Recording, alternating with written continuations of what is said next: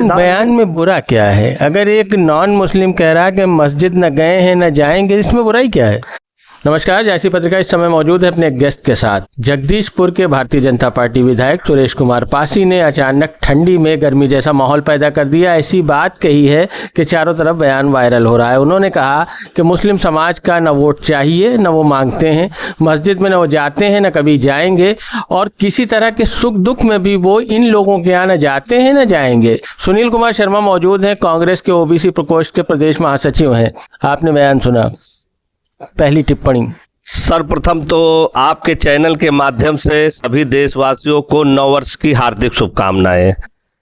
मैंने पूरी तरह माननीय विधायक सुरेश पासी जी जो जगदीशपुर अमेठी के विधायक हैं, मैंने उनका बयान सुना और मैं ऐसे बयानों की घोर घोर निंदा करता हूं, क्योंकि संविधान भारतीय बयान में बुरा क्या है? अगर एक नॉन मुस्लिम कह रहा है कि मस्जिद न गए हैं न जाएंगे, इसमें बुराई क्या है? देखिए, सबसे पहले तो ये हिंदुस्तान है। हिंदुस्तान में हर धर्म का सम्मान है। हिंदुस्तान में एक बहुत अच्छी कहावत है कि हिंदू मुस्लिम सिख ईसाई आपस में सब भाई भाई। तो जो जिम्मेदार पर बैठे हैं, ये तो कहावत है, कानून तो है नहीं कि सब भाई भाई हैं। देखिए, मानते हैं कि जैसे इन्होंने कहा, जैसे मैं एक कांग्रेसी हूं, मैं एक हिंदू हूं, मेरे घर में बजरंगबली का मंदिर है, मैं प्रभु श्री राम को मानता हूं, बजरंगबली का मैं परम भक्त हूं, मगर मैं एक हिंदू होते हुए, बजरंगबली प्रभु श्री राम का भक्त होते हुए, मेरा ये अधिकार नहीं है कि मैं किसी के धर्म की बुराई करूं। अभी जैसे आपने कहा कि इसमें बुराई क्या है? सुनील जी, मैं मुस्लिम हूं, मैं मंदिर नहीं जाता, इसमें अपमान कहाँ हो गया हिंदू समाज का? देखिए, मानते हैं कि जैसे इन्होंने बयान दिया कि मैं ना मस्जिद जाता हूं ना उसमें, देखिए इसमें अगर गौर किया जाए तो एक शब्द पे गौर किया जाए। मानते हैं कि चलिए भाजपा में रहने की शर्त है कि मुस्लिमों के धर्मों की बुराई करना या उल्टे सीधे बयान देना, मगर मैं उनके सुख दुख में भी नहीं जाता। सुख का मतलब हो गया, चलिए आप गए या नहीं गए, शादी हो गया, ब्याह हो गया, अन्य प्रोग्राम आप नहीं गए, उससे कोई मतलब अगर मेरा कोई दोस्त मुस्लिम हो, वो मुझे जिगर से भी प्यारा हो, बहुत अच्छी दोस्ती हो, अगर उसके घर में मौत मिट्टी या कोई अन्य दुर्घटना होती है तो क्या मैं उसके घर नहीं जाऊंगा? मैं दुख जताने नहीं जाऊंगा? तो इसका मतलब माननीय विधायक जी का कहना ये पूरी तरह साफ है कि ना मैं तुम्हारे सुख में जाऊंगा और ना मैं तुम्हारे मरने जीने में जाऊंगा। ना आपका वोट मांगा है ना मांगूंगा। देखिए, ये कहने की बातें हैं। हमारे माननीय प्रधानमंत्री मोदी जी दरगाह अजमेर शरीफ में चादर चढ़ाने भेजते हैं। अभी इन्हीं की पूर्व सांसद महोदया आदरणीय दीदी श्रीमती ईरानी जी ने भी चादर चढ़ाने गई, कि मुझे पूरी तरह याद नहीं है, किसी मजार पे गई। तो हमें ये जानने की जरूरत है भाजपा नेताओं के कि आपके ये दोगले बयान क्यों आते हैं? आप किनको खुश करना चाहते हैं? आप क्यों समाज में दूरियां फैलाना चाहते हैं? जब हिंदू मुस्लिम साथ रह रहा है, जब प्यार से रहना चाहता है, तो आपके इन बयानों का मतलब क्या है? क्या आप अपने आका को खुश करना चाहते हैं? क्या आपके टिकट कटने की चिंता है? कि या फिर हो सकता है कि अभी जैसे लगातार चल रहा है कि 14 जनवरी के बाद मंत्री पद का विस्तार होगा, तो यह हो सकता है भाई कि कड़वे बयान देकर कहीं मंत्री पद लेने की लालच तो नहीं है? ये सुरेश पासी जी ने इसकी शुरुआत नहीं की, ये काफ़ी दिन से ये प्रथा चल रही भारतीय जनता पार्टी में कि एक से बढ़कर एक बयान दिए जाएं और योगी जी को खुश किया जाए। शायद ऐसी कोशिश है, तिलोई विधायक भी ऐसा कर चुके हैं। देखिए, पूरी तरह ये खुश करने की कोशिश और खुश करने की कोशिश है। मैं तो मानता हूं कि चलिए अच्छा ठीक है, आपने बयान दे दिया, आपकी पार्टी की विचारधारा है, जैसे मेरी कांग्रेस की विचारधारा है सबको साथ लेकर चलने की। मैं मानता हूं कि आपकी विचारधारा होगी कि सबको साथ ना लेकर चलने की, मगर ये भारत देश में संभव नहीं है कि आप सबको साथ लेकर चलेंगे तभी देश खुश रहेगा, देश विकसित बनेगा, देश मजबूत बनेगा।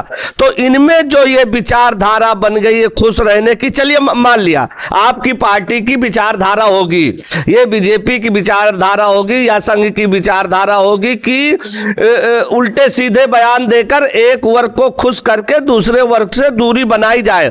मगर अभी देखा बहुत सारे सोशल मीडिया पे आते हैं कि माननीय जी की पत्नी किसी दरगाह पे जा रही हैं, माननीय जी कुछ जिनको ये कह रहे हैं कि मैं उनके धर्म में नहीं जाता, उनके धर्म से कोई मतलब नहीं, सुख दुख से मतलब वहां पे जाके मस्जिद पे फीता भी वो फोटोज भी वायरल हैं। मैं जानना ये चाहता हूं कि एक विधायक और पूर्व मंत्री अगर इस तरह की बात कहे तो वो सिर्फ उसकी बात नहीं है, क्या जनता से या अपनी विधानसभा क्षेत्र के लोगों से वो आह्वान भी कर रहे हैं कि मैं नहीं करता आप भी ना करें?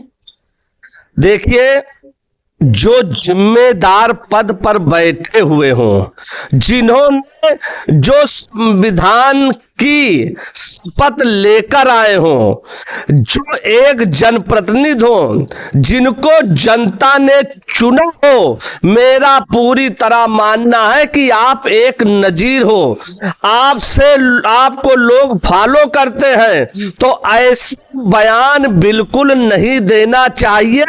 और ऐसे बयानों की मैं घोर निंदा करता हूं और माननीय विधायक जी से मैं निवेदन करता हूं कि आप जनता से माफी मांगे और अपने बयान को वापस लें, क्योंकि आपको जनता ने चुना है, लाखों की जनता ने चुना है, आपने संविधान का शपथ ली है और आप जिस संविधान से आते हैं, आप जिस समाज से आते हैं, बाबा भीम साहब अंबेडकर जी का क्या इसका मतलब आप नहीं मानते हैं? अगर आप मानते हैं, भारतीय संविधान को मानते हैं, तो आप नेता हैं, जनप्रतिनिधि हैं, जनता के चुने हुए हैं, आपने संविधान की शपथ ली है, तो आपको ऐसे बयान नहीं देने चाहिए। अनिल जी, इससे पहले भी बीजेपी के बड़े नेता लोकसभा में भी विधूड़ी जी क्या क्या कह चुके हैं, मैं दोहराना नहीं चाहता।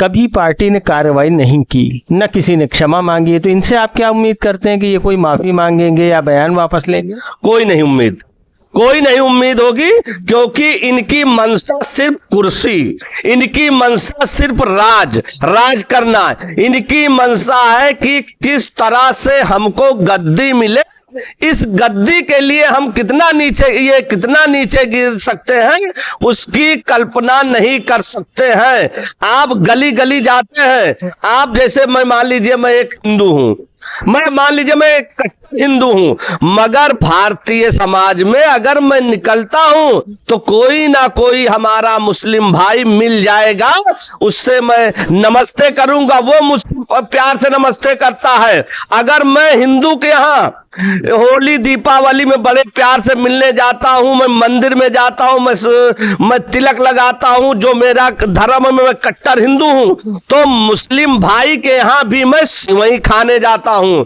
मैं उनकी मजारों पे जाता हूं। मैं रही बात मस्जिद की, मैं मस्जिद पर भले जाऊं मगर मैं मस्जिद का सम्मान करता हूं, मैं हर धर्म का सम्मान करता हूं। तो इनकी एक परंपरा बन गई है कि वर्ग विशेष को गाली दो और अपने वोट बैंक मजबूत को।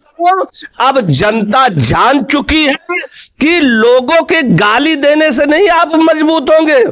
आप विकास की बात क्यों नहीं करते? आप भ्रष्टाचार की बात क्यों नहीं करते? आप रोजगार की बात क्यों नहीं करते?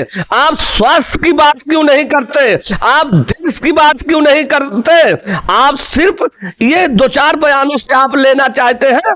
तो अब देश की जनता पूरी तरह जान चुकी है, देश की जनता पूरी तरह ऐसे लोगों को नकारेगी, क्योंकि ऐसे बयान रोजी रोटी नहीं दे सकते, ऐसे बयान रोजगार नहीं दे सकते, ऐसे बयान ये भ्रष्टाचार को छुपाने के लिए, अपनी कमियां को छुपाने के लिए, अपनी नाकामी को छुपाने के लिए ये ऐसे बयान देते हैं और मैं ऐसे बयानों की घोर निंदा करता हूं। आपने सुना ये सुनील कुमार शर्मा है, कांग्रेस के प्रदेश महासचिव हैं ओबीसी प्रकोष्ठ के। इनकी बात आपको कैसी लगी कमेंट में अपनी राय जरूर दें। शुक्रिया।